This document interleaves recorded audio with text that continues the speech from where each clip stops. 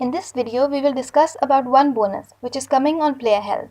If I am attacking and I am near to death, but if I have a bonus of 1, then it will save my life. You would be dead, but bonus life saved you. Now when I am going to do strong attack, it will be lost because I don't have any bonus. Let's see how it is done. If I go to app.js, I have taken a variable with has bonus life, which is returned as true. In the function of end round, we have applied a condition. Current player health less than 0 has bonus life. If I do triple equal to true or simply do L bonus, then JavaScript will return it as true.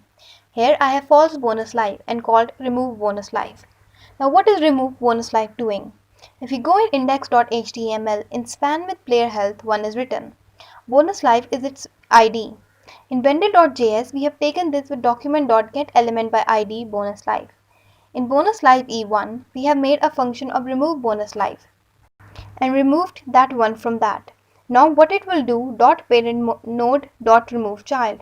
It will remove the full span in which 1 was coming. Now bonus has been used and it doesn't have to stay as 1. So to remove bonus, we have done remove bonus life.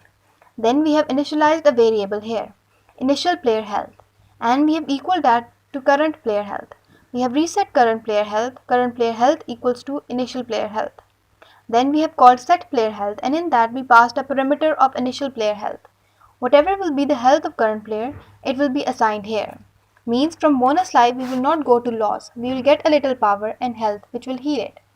Then we have applied alert to it. You would be dead, but the bonus life saved you. If I save this and run, I don't have bonus. If I don't have bonus, I will attack. Then I will go to loss. If I refresh, then here, I have bonus 1. Before, when I clicked on attack, this one was removed. It was removed with the function of remove child.